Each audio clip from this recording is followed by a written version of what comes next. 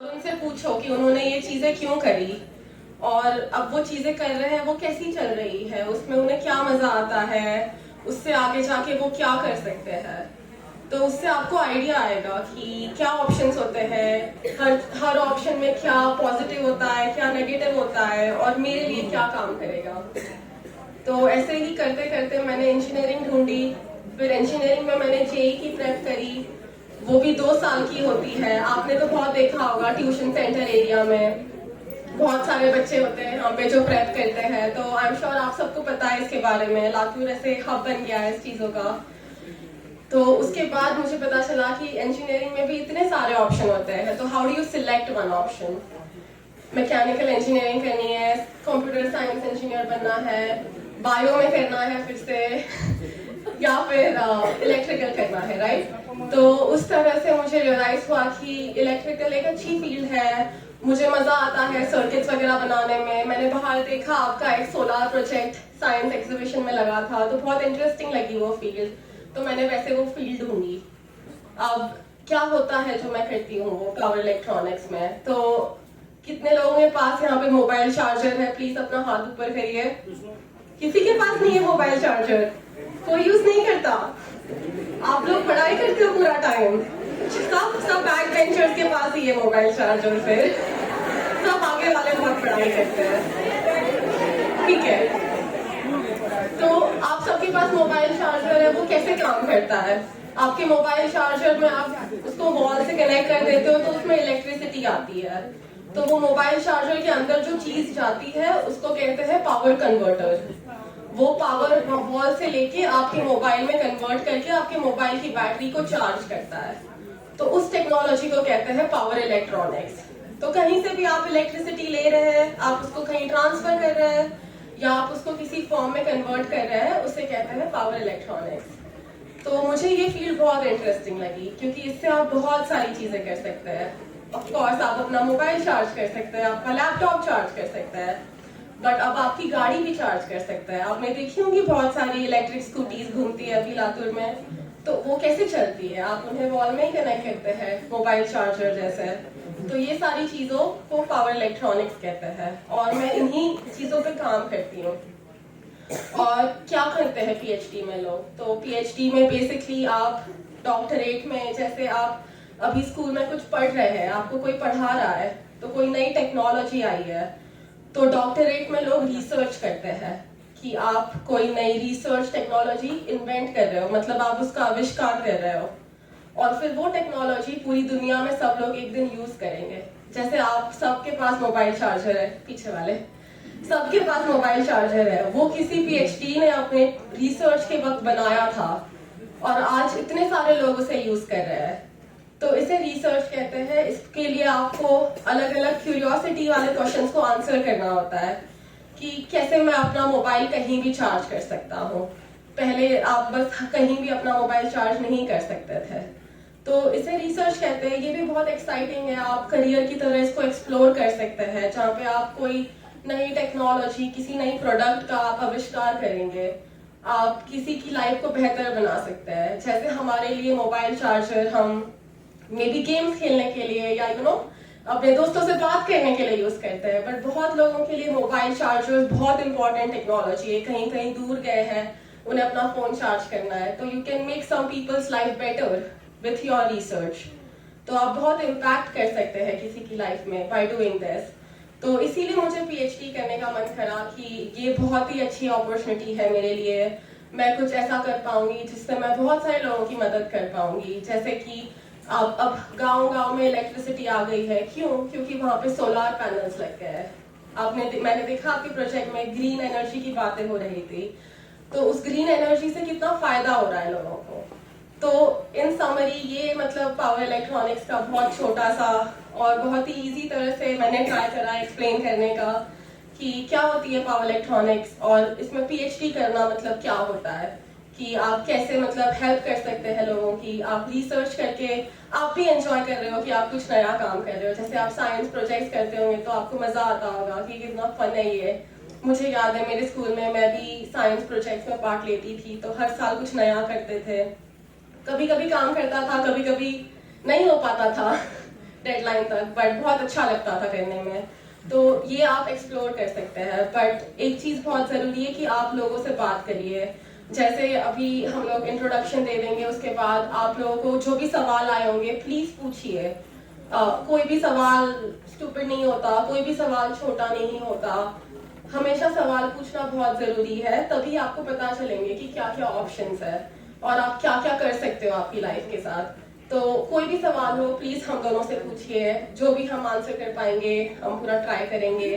कोई भी आपको सवाल हो about IIT, JEE prep, PhD, masters, बाहर जाने का कैसे सोचना है, या जस्ट लाइक 9th में है हमें क्या क्या सोचना चाहिए, क्योंकि ये सारी चीजें बहुत आगे की चीजें भी है। तो आई डोंट वांट कि आप लोग मतलब ऐसे ओवरवेलम हो जाए कि इतनी सारी नई चीजें हमें सुनाई दे रही है, इतने सारे नए टर्म्स हमें पता चल रहे हैं। तो कोई भी छोटा सा सवाल हो please feel free to ask us. कहीं भी हम हेल्प कर सके प्लीज हमें बोलिए कैसे हम हेल्प कर पाए। और ये मतलब बहुत अच्छी अपॉर्चुनिटी है। मेरे स्कूल में ऐसे मुझे याद है एक बार कोई आया था लेक्चर देने कि वो इंजीनियरिंग कर रहे हैं, और वहां से मेरा मन शुरू हुआ था। मुझे याद है मैंने घर जाके बोला था कि ये मुझे बहुत अच्छा लगा सुन के, मुझे इसके बारे में और जानना है। तो प्लीज आई होप कि आप लोगों को ऐसा कुछ इम्पैक्ट हो, और आपको कोई भी सवाल हो प्लीज बाद में मुझे पूछ सकते हैं। And that's all. मुझे ज्यादा लंबा नहीं खींचना ये लेक्चर, और हम ये ज्यादा इंटरैक्टिव रखेंगे। तो thank you.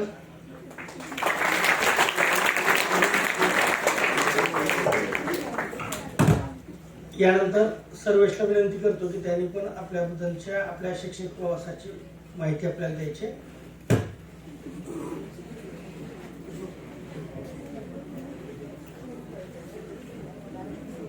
Thank you sir.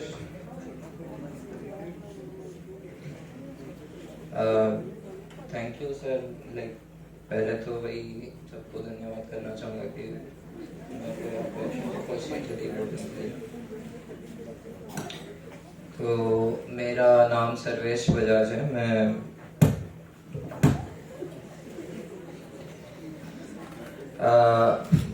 तो जैसा मैम ने इंट्रोडक्शन दिया था मेरा, तो फर्स्ट से थर्ड लाइक इसी स्कूल में था मैं। फिर उसके बाद नेशनल मॉडल स्कूल में गया 4th 5th 6th। फिर उसके बाद पोद्दार स्कूल में था 10th तक।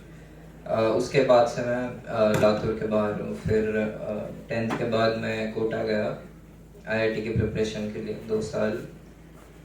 फिर वहाँ से फिर बाद में जेई एडवांस मेंस की एग्ज़ाम दिया। उसमें मेरा लाइक अच्छे मार्क्स आ गए। तो फिर आईआईटी कानपुर में मैंने ये bachelors in material science and engineering किया, जो थोड़ी अलग ब्रांच है। लाइक इट्स नॉट ऐसे मेन स्ट्रीम इलेक्ट्रिकल या कंप्यूटर साइंस जैसा नहीं, अलग ब्रांच है। तो उसमें किया, और उसके बाद मैंने बाहर यूनिवर्सिटीज़ के लिए अप्लाई किया, और मेरे को एक बड़ी यूनिवर्सिटी है यूएस में, वहाँ पे मास्टर्स के लिए एडमिशन मिला। तो उसमें भी मैंने वही masters in material science engineering किया।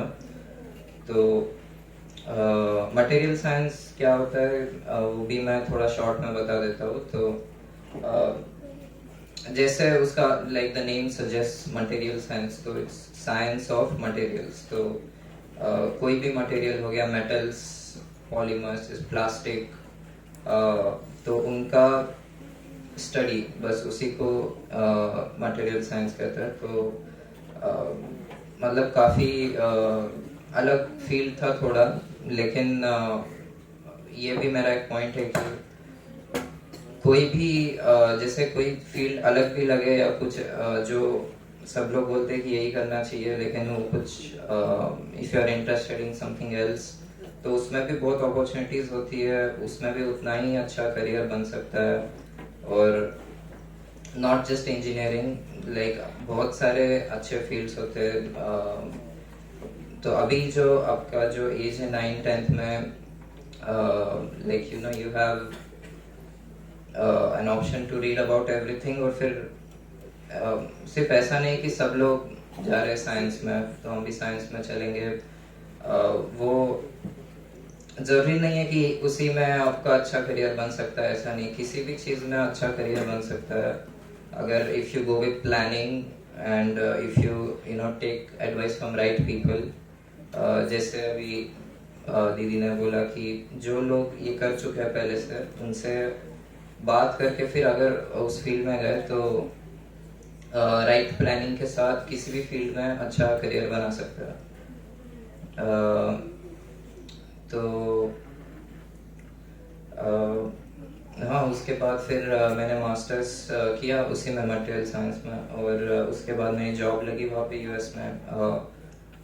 स्टार पाइप करके कंपनी है, इट्स कंपनी जो पाइप बनाती है। मतलब इट साउंड्स वेरी बोरिंग की, लेकिन वही मेरा पॉइंट है कि जो चीज़ ऐसे मतलब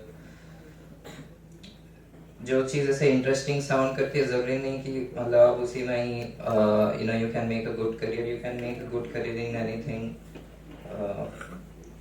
तो वही उसके बाद जैसे बोला दीदी ने कि कुछ भी क्वेश्चन हो तो आप पूछ सकते हैं रिलेटेड टू आईआईटी प्रिपरेशन, या कौन सा फील्ड चूज करना सही है, या कोई फील्ड चूज कर रहे हैं जो लग रहा है कि मुझे इंटरेस्ट है लेकिन बाकी सब बोल रहे हैं कि नहीं इसमें जाना सही नहीं है, इसमें आगे कुछ होगा नहीं, ऐसा ज़रूरी नहीं होता है।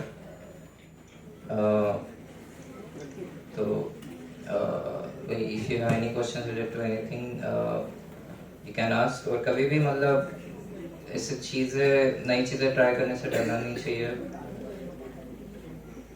Just try things, try new things, और ऐसे ही बोलना है। और मैंने ऐसे कुछ ऐसा स्पीच प्रिपेयर नहीं किया था, तो मेरे को ऐसा चाहिए कि ये ऐसा इंटरेक्टिव सेशन ज़्यादा रहे कि आप लोग क्वेश्चंस पूछे, मैं कुछ उसका बताऊँ आंसर, तो वो आई थिंक बेटर रहेगा to learn about whatever you want to, rather than सिर्फ मैं कुछ ऐसे बोलते जाऊँ। और तो आई वुड लाइक कि किसी को भी कोई भी क्वेश्चन है अपने करियर को लेके, या कि किस चीज़ में जाना चाहिए, आगे क्या करना है, कुछ क्लैरिटी नहीं है, तो आप लोग पूछ सकते हैं।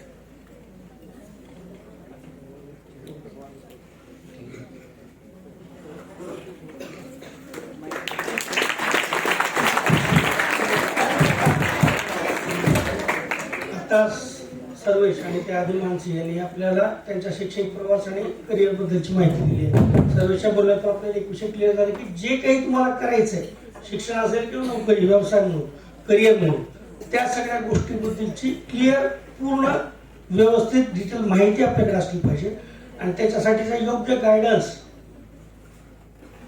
तो आपल्याला मिळाला पाहिजे। या दोन गोष्टी जर तुमच्याकडे क्लिअर असतील तर तुमचं जे काही एम आहे, तुम्ही जे काही मनात ठरवलंय ते मिळवणं सुकर, सोपं आणि सहज साध्य होऊ शकते। पण यासाठी या दोन गोष्टी डिटेल्स पाहिजेत की नेमकं त्याची माहिती, डिटेलिंग काय आहे, आणि त्याच्यासाठीचा योग्य गायडन्स आपल्याकडे उपलब्ध झाला पाहिजे। त्या दोघांनी त्यांच्याबद्दलची सगळी माहिती बऱ्यापैकी आपल्याला दिली आहे। आता आपल्याला आपल्या मनात ज्या काही शंका आहेत, पुढील शिक्षण, कुठली ब्रँच, परदेशात शिक्षण घ्यायचंय किंवा नोकरी घ्यायची, तर त्याबद्दलचे काही मनात आपल्या समज, गैरसमज असतात, त्याबद्दलचे काही प्रश्न असतील तर तुम्ही ते बिनदिक्कतपणे विचारता। दादा आणि दीदी खास आपल्याला ती माहिती देण्यासाठी परत आले, तर ते आपल्याला त्याबद्दलच्या सगळ्या तुमच्या मनात ज्या शंका आहेत त्या दूर करण्याचा प्रयत्न करतील।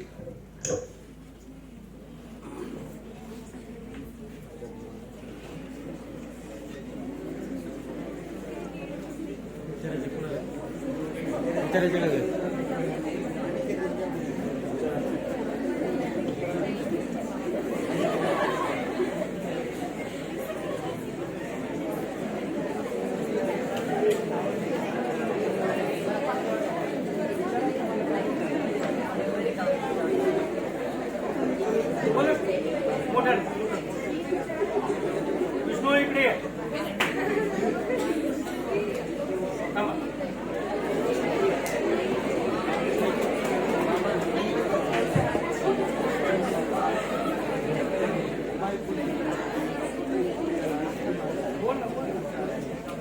कोणती फील्ड चांगली ठरेल पुढे आपल्याला करिअरसाठी?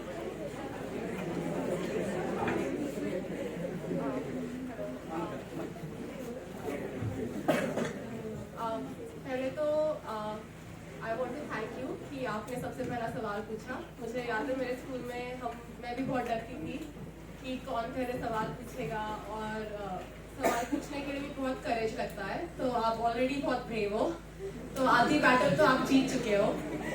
बट आपका सवाल ये है कि कौन सी फील्ड आगे जाके अच्छी होगी। जैसे कि सर्वेश ने बताया, ये बहुत इंडिविजुअल डिपेंडेंट भी है कि आपको क्या करना है। जैसे अगर आप जबरदस्ती किसी फील्ड में चले गए क्योंकि आपको बस लगा कि किसी ने बोला ये अच्छी है, तो आप वहाँ पे अपना 100% नहीं दे पाओगे क्योंकि आपका मन कहीं और होगा हमेशा। तो एक बार एक इनर डीप डाइव करना बहुत जरूरी है कि आपको क्या पसंद है। अगर आपको साइंस पसंद है तो साइंस में बहुत सारी फील्ड्स है, जैसे कंप्यूटर साइंस बहुत आगे बढ़ रहा है। आप भी देख रहे हो इतना सारा नया टेक्नोलॉजी यूज हुआ। सर ने बताया आपने रिमोट लर्निंग करा कोविड के वक्त, तो अभी उस फील्ड में बहुत आगे बढ़ रही है चीजें। बट अगर वो आपको पहले से इंटरेस्ट कम है और आपको कहीं और क्रिएटिव डायरेक्शन में इंटरेस्ट है, तो आप क्रिएटिव चीजें भी कर सकते हैं। जैसे आप कोई डिजाइनर बन सकते हैं, वो भी एक ऑप्शन है। तो अगर आप एक बार सोचें कि आपको क्या पसंद है और उससे आप नैरो डाउन करना शुरू करें कि आप लिस्ट बना सकते हैं कि मुझे ये पसंद है, ये पसंद है, ये पसंद है। फिर आप ऐसे सोच सकते हैं कि कौन सा जॉब होगा जिसमें मैं ये तीनों चीजें साथ में कर पाऊंगी, और वैसे आप फिगर आउट कर सकते हैं कि आपको कौन सी फील्ड अच्छी लग रही है। बट हाँ, जैसे इन्होंने बोला कि एक ऐसे लिस्ट बना सकते हैं और उसमें फिर चीज़ें देखना कि जैसे इसमें आगे करियर बन सकता है या नहीं। मतलब प्रैक्टिकली सब अपने पेरेंट्स से बात करके या और मतलब वही मेंटर से बात करके कि इसमें आगे टीचर लोगों से बात करके कि इसमें आगे बन सकता है या नहीं करियर वो, और फिर वहाँ तक पहुँचते कैसे। तो ये सब चीज़ें तो वैसे ही लिस्ट बनाना और फिर उसमें ऐसे शॉर्ट लिस्ट करना। मतलब जैसे कि दिख रहा है कि हाँ ये इंटरेस्टिंग है लेकिन इसमें आगे करियर बनाना इंडिया में मुश्किल है, या मैं अभी जिस स्टेट में हूँ तो यहाँ वो करियर बनाना मुश्किल है, तो ठीक है आप उससे निकाल दो। लेकिन ऐसे ही मतलब वो है, काफ़ी सारे ऑप्शंस होते हैं कि इंजीनियरिंग है नहीं, you can go into lawyer बन सकते हो, बड़े corporate lawyer, you can go become a pilot. उसके लिए फिर फ्लाइंग स्कूल्स होती है।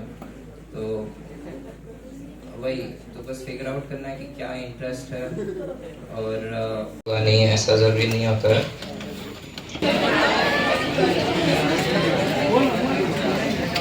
कोणती फील्ड चांगली ठरेल पुढे आपल्याला करिअरसाठी?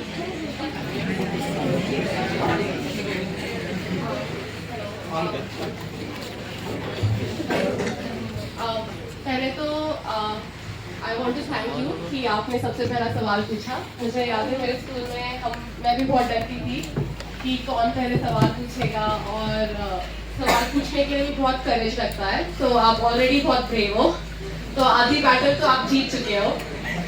बट आपका सवाल ये है कि कौन सी फील्ड आगे जाके अच्छी होगी।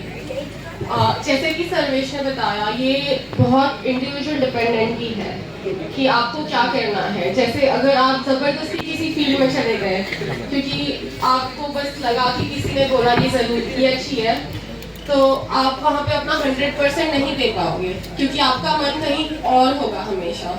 तो एक बार एक इनर डीप डाइव करना बहुत जरूरी है कि आपको क्या पसंद है। अगर आपको साइंस पसंद है तो साइंस में बहुत सारी फील्ड्स है, जैसे कंप्यूटर साइंस बहुत आगे बढ़ रहा है।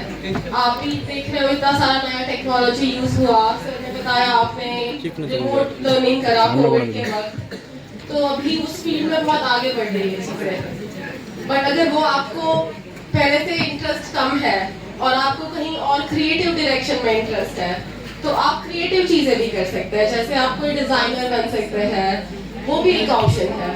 तो अगर आप एक बार सोचें कि आपको क्या पसंद है और उससे आप नैरो डाउन करना शुरू करें कि आप लिस्ट बना सकते हैं कि मुझे ये पसंद है, ये पसंद है, ये पसंद है। फिर आप ऐसे सोच सकते हैं कि कौन सा जॉब होगा जिसमें मैं ये तीनों चीजें साथ में कर पाऊंगी, और वैसे आप फिगर आउट कर सकते हैं कि आपको कौन सी फील्ड अच्छी लग रही है। बट हाँ, जैसे इन्होंने बोला कि एक ऐसे लिस्ट बना सकते हैं और उसमें फिर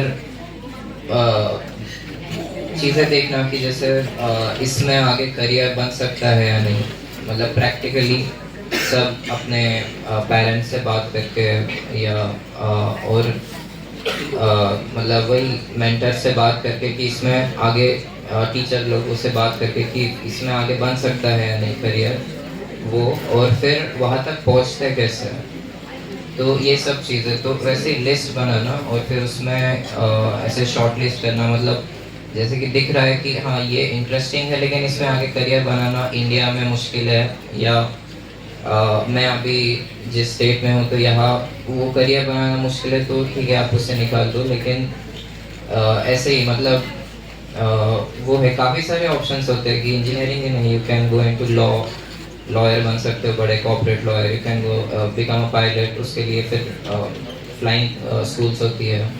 तो वही, तो बस फिगर आउट करना है कि क्या इंटरेस्ट है और क्या प्रैक्टिकली पॉसिबल है जिसमें करियर बन सकता है आगे, स्टेबल करियर, फिर वो दोनों चीज़ों को साथ में लेके कुछ सिलेक्ट करना ऐसा।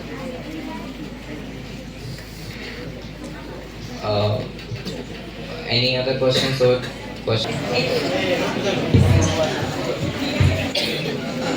एजुकेशन कहाँ बेस्ट है, इंडिया में और फॉरेन में? Good question. तो एजुकेशन तो सीखने वाला तो कहीं भी सीख सकता है, सब जगह अच्छे एजुकेशन है, बट जो बेसिकली जो ये नॉलेज के लिए बस एक जो थर्स्ट होती है कि मेरे को ये सीखना है, जानना है, वो होना ज़रूरी है। उसके बाद फिर डिपेंड करता है कि कौन से फील्ड में आपको एजुकेशन में जाना है। अगर आपको इंजीनियरिंग में जाना है तो फिर इंडिया में बहुत अच्छे अच्छे इंजीनियरिंग कॉलेजेस हैं, एटलीस्ट बैचलर्स के लिए, तो वो सही है। उसके बाद मतलब अगर आपको फिर बाद में बैचलर्स में जाके यू कैन फिगर आउट कि आगे मुझे इंडिया में रुकना है या बाहर जाना है, तब आप वहाँ जाके वहाँ से लोगों के बात करके वहाँ जो चीज़ें समझ के यू कैन मेक दैट आगे का डिसीजन कि क्या करना है।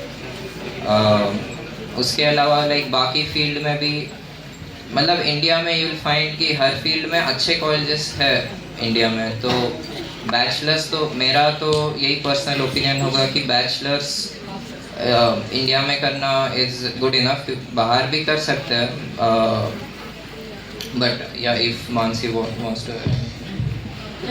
वेरी गुड क्वेश्चन, और इस पे पर्सपेक्टिव बहुत ज़रूरी है, बट यही है मेरा भी आंसर कि सीखने वाला कहीं भी सीख सकता है। तो कभी ऐसे नहीं सोचना कि मैं यहाँ हूँ या मतलब कोई अब्रॉड चला गया तो वो हमसे बेहतर हो गया क्योंकि उन्होंने वहाँ एजुकेशन करा है, ऐसा बिल्कुल नहीं है।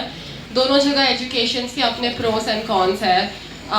हम दोनों ने अपने बैचलर्स तक इंडिया में ही पढ़ाई करी है और वो बहुत अच्छा भी है। इंडिया में बैचलर्स के लिए बहुत अच्छी स्कूल्स है, तो आपको अगर अब्रॉड जाना है तो वो भी सोचना बहुत ज़रूरी है कि हम अब्रॉड क्यों जाना चाहते हैं। क्या सच में वहाँ पे एजुकेशन बेहतर है इसलिए कि बस सब लोग अब्रॉड जा रहे हैं इसीलिए हम भी अब्रॉड जाना चाहते हैं? तो वो समझना बहुत ज़रूरी है। अब्रॉड जाने के भी अपने पॉजिटिव और नेगेटिव चीज़ें होती है। आप फैमिली से बहुत दूर चले जाते हो, बहुत कम दिनों के लिए घर आने मिलता है, तो वो भी बहुत इम्पॉर्टेंट है कि आप ये सब सोच लीजिए। और बैचलर्स तक इंडिया में रहने का या आप 11-12 के बाद जो भी आप कॉलेज में जा रहे हो वो इंडिया में रहने का फ़ायदा यही है कि आप मतलब वापस आके इंडिया में नौकरी कर सकते हैं। अगर आप बहुत जल्दी अब्रॉड चले गए तो आपको सब वहाँ की चीज़ों की आदत है, आपकी इंडिया में एक्सपर्टीज़ कम हो जाती है। तो मेरा भी यही रिकमेंडेशन होगा कि आप 11-12 के बाद इंडिया में रहने की प्लानिंग करें और उसके बाद आप देखिए कि अब मुझे नौकरी करनी है इंडिया में कि मुझे और आगे की पढ़ाई करने के लिए बाहर जाना है। तो सिंपल टर्म्स में उसका आंसर ये है कि आप एक बार बैचलर्स कर लीजिए या आप कोई डिग्री ख़त्म कर लीजिए और आपको कोई स्पेशलिटी करनी है तो स्पेशलिटी के लिए बाहर बेहतर ऑप्शंस है। और अगर आप बस एक कॉलेज के बाद डिग्री सोच रहे हैं अभी तो वो इंडिया में बहुत अच्छे ऑप्शंस हैं। आपको बहुत अच्छे ऑप्शंस यहीं आसपास मिल जाएंगे। तो उस तरह से आपको मतलब लाइफ भी आसान होगी, आप घर के आसपास रहेंगे। तो उस तरह से मैं रेकमेंड करूँगी कि आप वो डिसीजन के लिए सोचें। इंजिनिअरिंगचा बॅच म्हणजे ब्रांचमध्ये एरोमॅटिक इंजिनियर चांगलं की civil engineer? Very good question. मुझे अच्छा लगा कि अब आप स्पेसिफिक सवाल पूछ रहे हैं, तो अच्छा है आपने अपना बैकग्राउंड ऑलरेडी आप बैकग्राउंड पढ़ के आए हो, आपको 2 ब्रांचेस पता है, तो वेरी इंप्रेसिव कि 9th में आप ऑलरेडी 2 में सोच रहे हैं। मैं तो जैसे मैंने बताया उससे कि इंजीनियरिंग इतना ही पता था 9th तक, तो वेरी इंप्रेसिव। अगेन मैं यही रेकमेंड करूँगी कि आपको क्या पसंद है। जैसे सिविल इंजीनियरिंग में बहुत ज़्यादा ड्राइंग करनी पड़ती है, आपको सब डिज़ाइन करना पड़ता है। मैं तो ड्राइंग में बहुत पुअर हूँ, तो मैंने इसीलिए सिविल इंजीनियरिंग पहले ही एलिमिनेट कर दिया था लिस्ट से कि नहीं हो पाएगा, इतनी अच्छी ड्राइंग है नहीं। इतना ड्राइंग करते हुए बहुत आपको एक्यूरेट होना पड़ता है, आपको बहुत विजुअलाइज करनी पड़ती है चीज़ें कि 3D में कैसी दिखेंगी चीज़ें, राइट। कि आप एक बिल्डिंग बनाना चाहते हैं, जैसे आप ये हॉल बनाना चाह रहे हो, तो आपको वो स्किल्स अगर आपको अच्छी लगती है और आप ये खुद अभी तक 9th तक आपने जो भी क्रिएटिव चीज़ें करी होंगी ड्राइंग के आसपास, अगर आपको लगता है कि मुझे ये चीज़ें अच्छी लगती हैं, ये सब अच्छा है, तो आप सिविल कंसिडर कर सकते हैं। या फिर जो आपने दूसरा बोला एरोनॉटिक एरोस्पेस वाली जो इंजीनियरिंग है, वो भी बहुत एक्साइटिंग फील्ड है, जिसमें आप बाकी एरोस्पेस वगैरह के बारे में पढ़ेंगे। तो अगर आपको क्यूरियोसिटी है स्पेस के बारे में, वो चीज़ें आपको पसंद आ रही हैं, तो आप वो कंसिडर कर सकते हैं। हाँ, तो like it's a good question. तो उसमें लाइक इस स्टेज पे अभी स्कूल में अभी तो बस इतना पता चलता है कि जैसे एरोस्पेस है तो कुछ स्पेस रिलेटेड होगा, एरोप्लेन्स होते हैं उस सब का डिज़ाइनिंग, उस सब का जो बनाते हैं कैसे बनाते हैं वो सब की स्टडी होगी। और सिविल में जैसे बिल्डिंग्स और रोड्स और ब्रिजेस इन सब के उतना मतलब पता चलता है कि इसकी पढ़ाई होगी। लेकिन उसके अलावा जो एक्चुअल उसकी फ़िज़िक्स होती है, जो डिटेल में जो पढ़ाई होती है, उसका एक ग्लिम्स आपको 11th 12th में लाइक 12th स्टैंडर्ड में पता लगेगा। तो अभी से ये डिसीजन लेना सही नहीं होगा, क्योंकि वो 11th 12th में जाके वो जब आप एक्चुअल में उस लेवल का जो मैथ्स है, उस लेवल का साइंस है, फिज़िक्स है, वो जब आप करोगे थोड़ा सा, तो आपको you will be in a better position to take a decision कि हाँ कि ये अच्छा है। पहले मुझे लग रहा था कि एरोस्पेस बहुत ऐसे फैंसी है, बहुत अच्छा है, बट अब जब मैं एक्चुअल में ये कर रहे हैं मैथ्स के सम उससे रिलेटेड, तो फिर आपको कि समझा कि अरे ये मेरे को इतना मुश्किल तो नहीं करना है पूरा लाइफ, या मेरे को इतना तो वो आगे जाके वो चेंज हो जाएगा फिर। तो अभी तो दोनों ऑप्शन ओपन रखना, जब तक पूरी इन्फॉर्मेशन नहीं मिलती है कि ये सब्जेक्ट कितना मुश्किल है या कितना ईजी है, तब तक आप नहीं वो डिसीजन बना सकते कि तो वही मैं बोलूँगा कि अभी तो बस यही डिसाइड करना है कि इंजीनियरिंग में जाना है या नहीं, या किसी और फील्ड में जाना है। और अगर फिर किसी और में फील्ड में जाना है तो फिर उस फील्ड में ऑलरेडी जो है अभी उनसे एक बार बात कर लेना तो बेटर आइडिया लगता है बस। जर आपल्याला एखादी फील्ड आपण जर एखादी फील्ड निवडली तर आणि आपल्याला ते नाही आवडलं तर मग आपण दुसरी फील्ड निवडू शकतो का? Very good question. यस, हमेशा याद रखिए कि आपको अगर आपने कोई टॉपिक सिलेक्ट करा और आगे जाके आपको पसंद नहीं आया या आपको चेंज करना पड़ रहा है, तो आप कर सकते हैं। तो कभी भी ऐसे नहीं सोचना है कि मतलब अब मैंने ये डिसीजन ले लिया, अब मैं इसमें अटक गई हूँ लाइफ टाइम के लिए। हमेशा ऑप्शंस ओपन है, हमेशा आप ज़ीरो से स्टार्ट कर सकते हैं और आप ज़ीरो से स्टार्ट करके फिर से टॉप तक जा सकते हैं। तो कभी भी खुद को कंस्ट्रेन नहीं कर रखना है कि अब मतलब मेरी ज़िंदगी इसी में आगे बढ़ेगी क्योंकि मैंने ये एक डिसीजन ले लिया और शायद वो मेरे लिए सही नहीं था।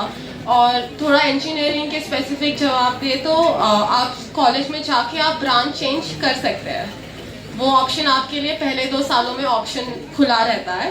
तो अगर आपको कॉलेज जाके आपने सिविल ले लिया, आपको अच्छा नहीं लग रहा सिविल, तो आप हमेशा कॉलेज में थोड़ी एक्स्ट्रा मेहनत करके आप पूरी कोशिश कर सकते हैं कि आप एरोस्पेस में चले जाए या आप कोई और फील्ड में चले जाए, तो ये ऑप्शन खुला रहेगा। तो वैसे डर के नहीं रहना है कि बस अब यही लाइफ है और हम चेंज नहीं कर पाएंगे। Good question. हाँ, इट्स अ गुड क्वेश्चन। तो वही कि चीज़ें ट्राई करने से डरना नहीं है। तो जैसे एक फील्ड में घुस गए, उसके बाद लग रहा है कि ये अच्छा नहीं है, किसी और में स्विच करना है, तो स्विच कर सकते हैं। लाइक बैचलर्स जो डिग्री है वो लाइक फॉर एग्जांपल आपने कंप्यूटर साइंस बहुत अच्छा लग रहा था पहले 12th के पहले की, तो उसमें चले गए, बट बाद में इंटरेस्ट नहीं आ रहा है। तो मास्टर्स अगर आप करने का डिसाइड करते हो तो you can do it in something else. और इंजीनियरिंग में ऐसे ये भी होता है कि बहुत सारे ब्रांचेस का जैसे एक साथ भी मास्टर्स होता है कि जैसे आप कंप्यूटर साइंस ऐसे कर रहे हो बैचलर्स, लेकिन बाद में आपको इंटरेस्ट आया बायोटेक में, तो उसका आगे मास्टर्स में यू कैन डू मतलब ऐसे भी कोर्सेस होते हैं जिसमें बायोटेक और कंप्यूटर साइंस का दोनों का ऐसा इंटरसेक्शन होगा। तो काफ़ी सारे ऑप्शंस होते हैं वैसे आगे। सो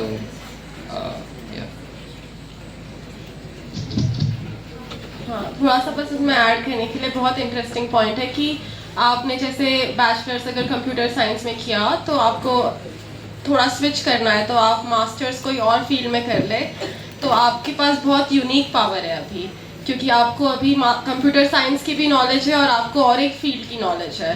तो अभी जैसे AI वगैरह के साथ बहुत ज़रूरत है ऐसे लोगों की जो मल्टीपल फील्ड के एक्सपर्ट है, क्योंकि आप मतलब दोनों फील्ड में आपका एक्सपर्टीज यूज़ कर सकते हैं। तो ऐसे नहीं सोचना है कि ओ मैंने सेम फील्ड कंटिन्यू नहीं करी, ऐसे सोचना है कि आपके पास बहुत सारे अलग अलग टैलेंट्स हैं अभी। Any other questions?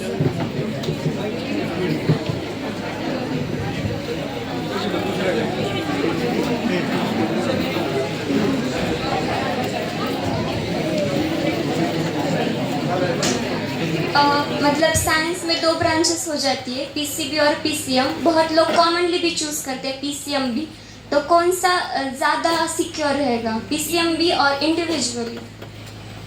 Good question. तो मैंने जैसे बताया कि मुझे पहले समझ गया था कि बायो नहीं पसंद आ रहा, तो इसीलिए मैंने PCM से ही शुरुआत करी। बट अगर आप ऐसे स्पॉट में हो जहाँ आपको दोनों अच्छे लग रहे हैं, ऐसे कोई प्रेफरेंसेस नहीं है आपके, आपको लग रहा है कि मैं दोनों ऑप्शन ओपन रखना चाहती हूँ, कि या आपको लग रहा है कि आप दोनों ऑप्शन ओपन रखना चाहते हैं, तो आप 11th 12th कर सकते हैं उसमें। बट हमेशा याद रखना है कि आप 2 अलग डायरेक्शंस के लिए साथ में प्रिपेयर कर रहे हैं, तो आपको दुगनी मेहनत करनी पड़ेगी, है ना, क्योंकि आप बाकी लोगों से डबल सिलेबस ऑलमोस्ट कवर कर रहे हैं। तो you have to be sure कि उन दोनों में से जहाँ भी आपका अच्छा रैंक आया, आपको वहाँ पे मज़ा आएगा। अगर आपको पहले से पसंद है कि बायो करना है, मुझे डॉक्टर बनना है या मुझे किसी बायो वाली फील्ड में आगे बढ़ना है, तो आप PCB लीजिए। बट आपको पता है कि आपको मैथ्स पसंद है, आपको इंजीनियरिंग साइड आना है, तो आप इस साइड आ जाइए। बट दोनों फील्ड्स बहुत अच्छी है, दोनों में बहुत अपॉर्चुनिटीज़ है, तो आप अपने पर्सनल डिसीजन से वो डिसाइड करिए। दोनों भी प्रिपरेशन करने में कोई गलत बात नहीं है, बट दिमाग में याद रखना है कि अपने दोस्तों से थोड़ी ज़्यादा मेहनत डालनी पड़ेगी, क्योंकि वो एक सब्जेक्ट कम पढ़ रहा है, तो वो याद रखना है बस। हाँ, तो PCM और PCB में वही, अगर डॉक्टर बनना है, अगर ऐसा माइंड में फिक्स है कि मुझे डॉक्टर ही बनना है या उसी मेडिकल फील्ड में जाना है, तो PCB। अदरवाइज बाकी सब मेजॉरिटी ऑफ द फील्ड्स के लिए PCM ही बेटर होता है। और अगर हो सके तो मतलब दोनों कर सकते हैं, बट बेटर ये है कि दोनों में से एक ही चूज़ करना, ताकि लोड कम रहे और फिर ज़्यादा फोकस कर सकते हैं आप एक ही लाइक इधर मैथ्स और बायोलॉजी एक ही चीज़ पे फोकस कर सकते हैं, तो उसमें फिर बेटर स्कोर कर सकते हैं, इजी हो जाता है बेटर स्कोर करना। तो वही। Any more questions?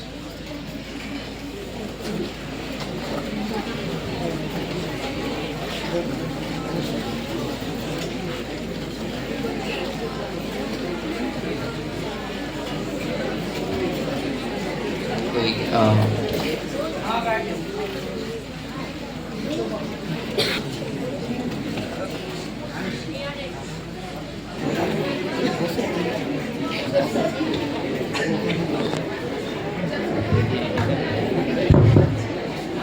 दोघांनी त्यांच्या शैक्षणिक वाटचालीची थोडक्यात माहिती दिली आहे आणि तुमच्या प्रश्नांची समर्पक अशी उत्तरे दिलेली आहेत.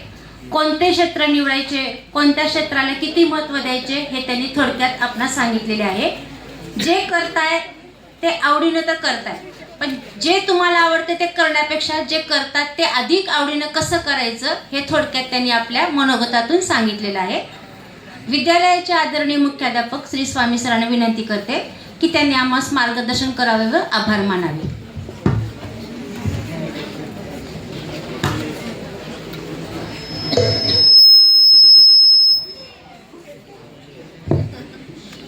तुम्ही मार्गदर्शनाला फार घाबरता खरं तर, म्हणून आजचं सेशनच इंटरॅक्टिव्ह ठेवलं होतं. तुमच्याशी कुणी बोलणार असेल ना तर तुम्ही मोकळं बोलता, संवाद साधता. पण वन वे नुसतं कुणीतरी मार्गदर्शन करत असेल तर तुमच्या मनात जे प्रश्न असतात त्याची उत्तरं काही त्याच्यातून मिळत नाहीत. बरोबर आहे. खरं तर आज तुम्हाला खूप चांगली संधी होती विचारायची. सुरुवातीलाच मानशीने सांगितलं होतं की कुठलाच प्रश्न साधा नसतो, आणि अगदी ते खरं आहे.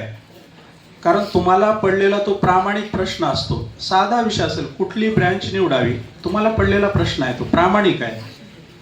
ज्याला याची उत्तर माहीत असतात ते त्या प्रश्नाला हसतात. पण म्हणून मला माहित आहे इथं बसलेल्या प्रत्येक मुलाच्या मनामध्ये आणखीही काही खूप प्रश्न असतील या दोघांना विचारायचे. बरोबर आहे. पण संकोच मनात असतो, आपण प्रश्न विचारला तर काहीतरी वेगळा असेल आणि सगळे विद्यार्थी हसतील. बरोबर आहे की नाही? नाही, कधीच जगाला कुणाला काय वाटतं त्याच्याशी आपला संबंध नाही.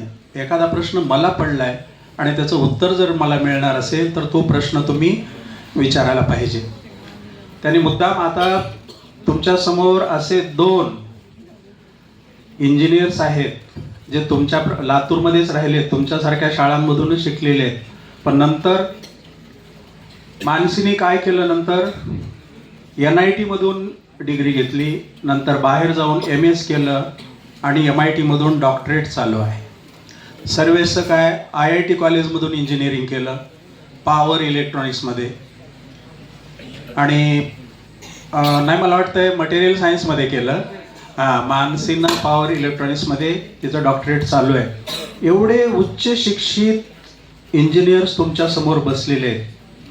मानसीनं बोलताना सांगितलं एकदा तिला एक इंजिनियर शाळेत आले होते, त्याच्याकडून थोडं ऐकलं आणि आपण पण इंजिनियर व्हावं असं वाटलं. तुमच्या समोर तर US मध्ये काय MS केलेले, डॉक्टरेट केलेले आहेत. मला माहिती आहे तुमच्यापैकी अनेक मुलांच्या मनामध्ये हे स्वप्न निर्माण होईल की आपण सुद्धा यांच्यासारखं काहीतरी निश्चित करू शकतो आणि करायला पाहिजे. शाळेमध्ये असे आपण नेहमीच बोलवतो तुम्हाला करिअरच्या दृष्टीनं मार्गदर्शन व्हावं म्हणून. आज त्यांचं ज्या पातळीवर सगळं शिक्षण चाललेलं आहे ते तुम्हाला काहीच कळणार नाही. मी भोसले मॅडमने विचारलं 9वीला काही आहे का इलेक्ट्रिकलबद्दल, तर इलेक्ट्रिकल करंट वगैरे एवढं बेसिक तुम्हाला आहे, याच्या पुढचं ते तर तुम्हाला काय सांगणार आहे. पण लहानसहान तुमच्या मनामध्ये जे शिक्षणाच्या दृष्टीनं पडलेले असतात, काय शिकायला पाहिजे, कुठल्या ब्रँचेस कशा आहेत, बाहेर शिक्षण कसं असतं, हे सहज तुम्हाला या सगळ्या प्रश्नांची उत्तरं यांच्याकडून आज मिळणार होती. ज्यांनी विद्यार्थ्यांनी विचारले प्रश्न छान, समाधानच आहे. पण तुम्ही प्रत्येकाने अतिशय मोकळ्या मनाने हे प्रश्न विचारायला पाहिजे होते. आम्हालाही आनंद वाटतो कारण ह्या गोष्टी आम्हाला पण माहिती नाही. बाहेर कशा पद्धतीचं युनिव्हर्सिटीमध्ये ब्रँचेस, इंजिनिअरिंगच्या आपणाला किती ब्रँचेस माहीत आहेत. आता ह्या दोघांच्या ब्रँचेस तुम्हाला कुणालाच माहिती नव्हते. आपल्याकडे ठरलेलं आहे बेसिक 4-5 ब्रँच किंवा नवीन काहीतरी निघालेल्या. पण जेव्हा अशा विद्यार्थ्यांकडून, इंजिनियर्सकडून ऐकायला मिळतं तेव्हाच तुम्हाला काही पुढच्या आयडिया येतात. मला माहिती आहे तुमच्यापैकी अतिशय सिरियसली गांभीर्यानं काही ऐकणारे, समजून घेणारे खूप असतात. पण तुमच्यापैकी 2-4 मुलंही असेही काही असतात ज्यांना समोर काय चाललंय याच्याशी काही देणं घेणं नसतं.